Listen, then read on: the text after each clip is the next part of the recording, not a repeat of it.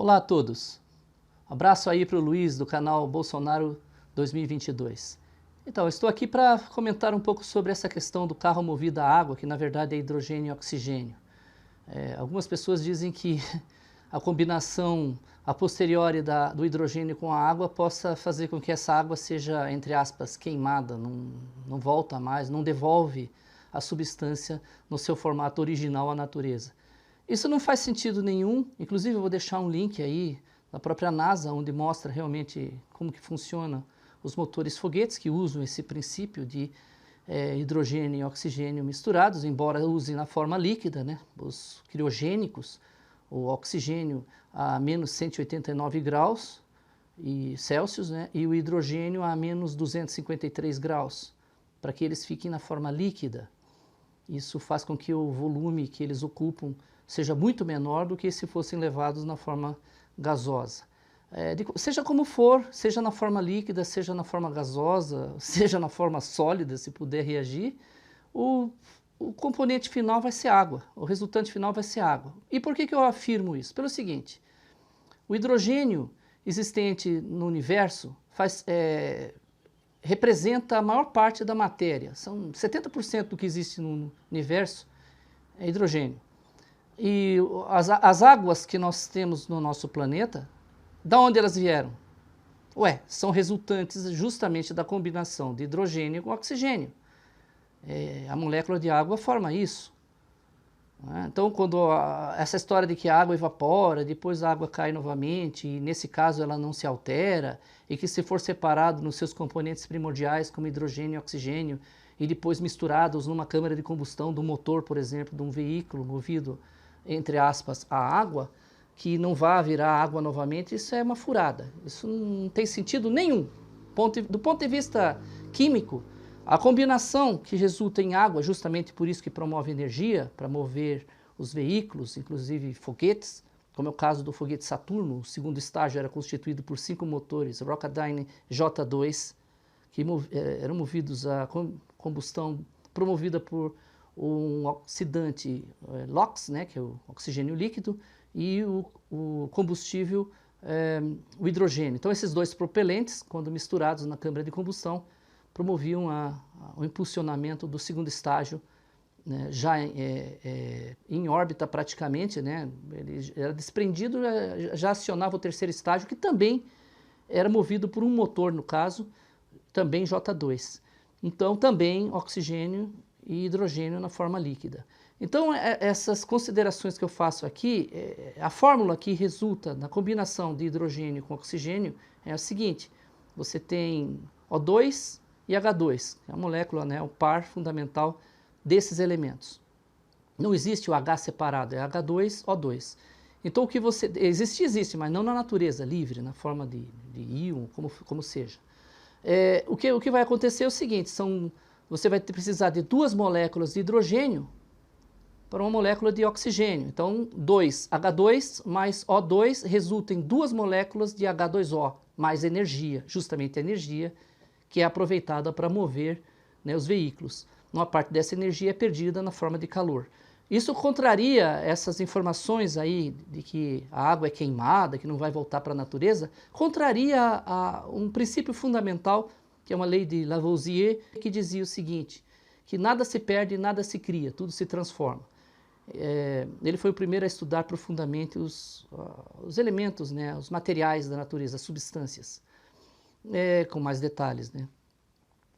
Acho incrível essas considerações que as pessoas fazem, como, por exemplo, atacar a NASA, que a NASA está escondendo alguma coisa, ou que a NASA está planejando fazer um projeto como um absurdo lá, o Blue Beam, projetar lá, digamos, em 1 km³ de atmosfera a imagem de Jesus Cristo. Vocês imaginem o seguinte, eu vou dar um parecer aqui do ponto de vista técnico disso. Vamos supor que a NASA entrasse nessa empreitada furada aí de ficar projetando coisas na atmosfera, figuras holográficas aí na atmosfera. Ela precisaria ou usar os seus satélites em baixa órbita, que seriam acima de 100 km e abaixo de 600 km, que são satélites muito velozes, cerca de 8 km por segundo, 8 km por segundo. Eles se movem nessa velocidade em órbita. Então a estação espacial, nesse momento, se move a quase 8 km por segundo. Imaginem esses satélites, esse é o primeiro grupo. O segundo grupo seria o grupo dos satélites muito altos, seriam os geoestacionários, por exemplo, que ficam a mais de 35 mil quilômetros da superfície do nosso planeta.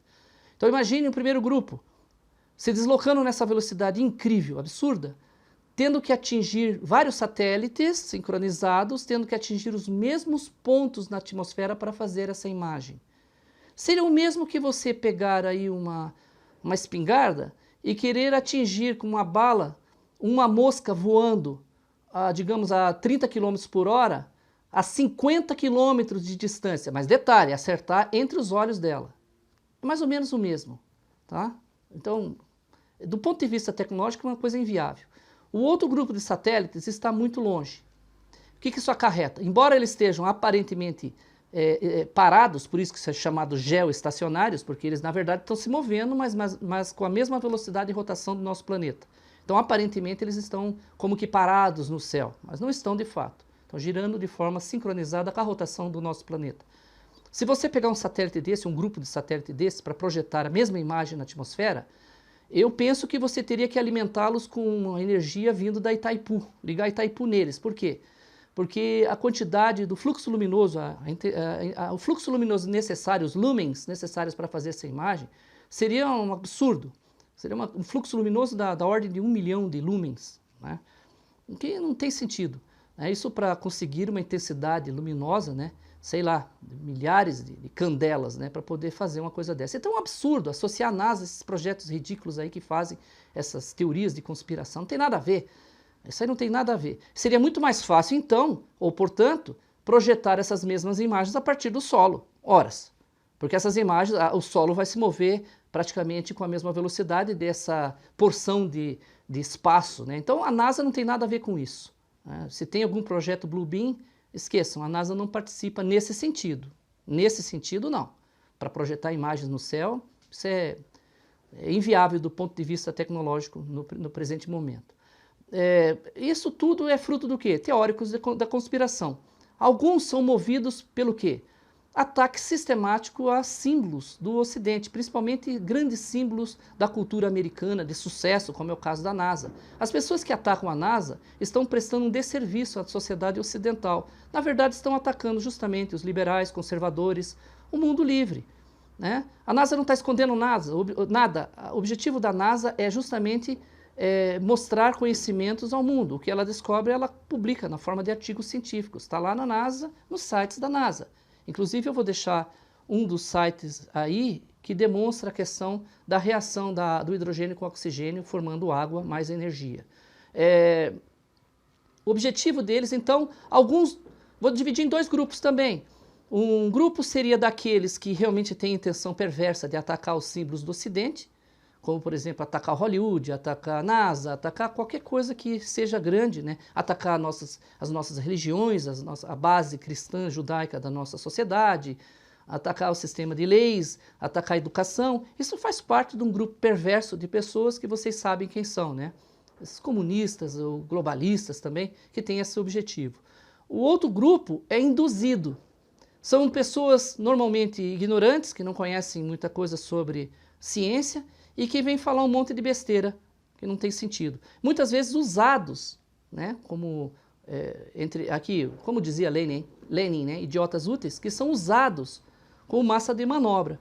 Eles falam umas coisas porque ouvem essas coisas de pessoas que induzem eles a pensar essas besteiras. Infelizmente, o nosso planeta tem pessoas muito bem intencionadas e tem pessoas que realmente não querem o bem.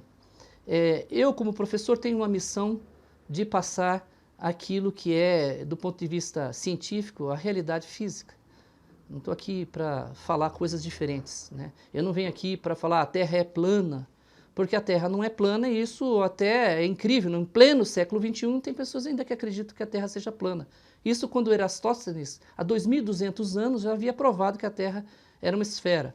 Ou um esferoide, melhor dizendo, né? Porque a gente sabe hoje que o formato dela não é perfeitamente esférico, é um geoide, né? Que é a forma da Terra. Vamos dizer assim, um elipsoide deformado. Então, o que nós temos aí é esse tipo de coisa, uma situação impressionante de pessoas que ainda vivem na pré-história, né? Nós já estamos caminhando para Marte, e tem pessoas que acreditam que o homem não chegou à Lua e nós já estamos chegando em Marte. É coisas desse tipo.